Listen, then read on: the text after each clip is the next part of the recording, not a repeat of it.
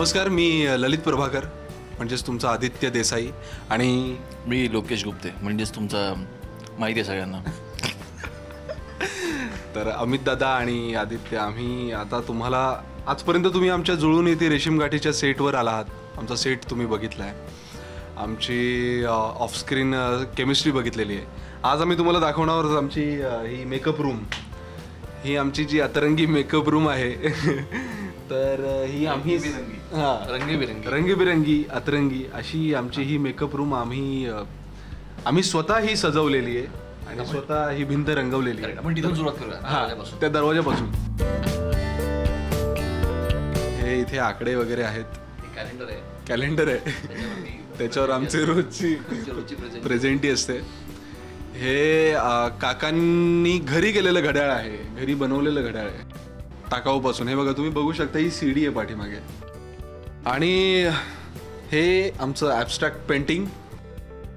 ही काय म्हणतात, कल्पना काकांची आणि त्यांच्या देखरेखीखाली आम्ही हे केलेलं आहे. ॲक्च्युली 1 वर्ष झालं होतं. 1 वर्ष आम्ही ह्या रूममध्ये आहोत आणि आम्हालाच कंटाळा आला होता या रूमच्या ह्या सगळ्या अशा खाणाऱ्या प्लेन भिंती बघून.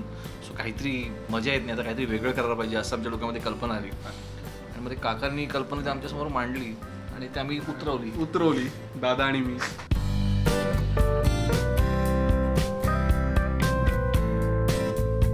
आम्ही इथे आर्ट डिरेक्टर आमचे आहेत, ते 2 छोटे छोटे मूर्त्या आहेत सेटवरती, त्याला रंग मारत बसले होते असे.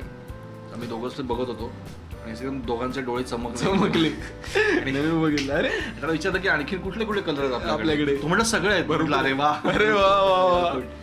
मग त्याला असं आम्ही गोळ्यात घेतला, त्याच्याकडनं सगळे ते कलरच्या बॉटल्स होत्या त्या सगळ्या घेतल्या आणि रूममध्ये आलो, रूम बंद केली आणि हे केलं.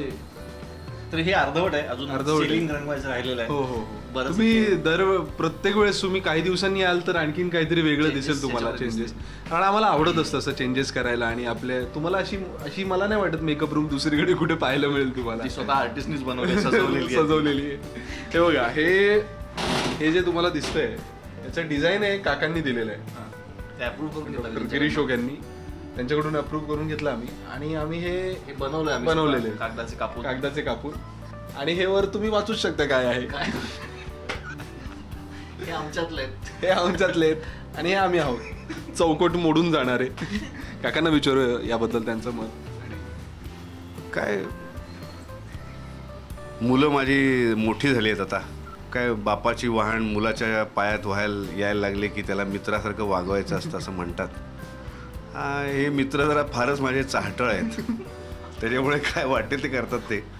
मला खपवून घ्यावं लागतं, कारण मुलं चाहटळ आहेत पण हुशार आहेत. जे काय करतायत ते चांगलं करतायत. म्हणजे वात्रटपणा असला तरी त्यात एक कलात्मकता आहे.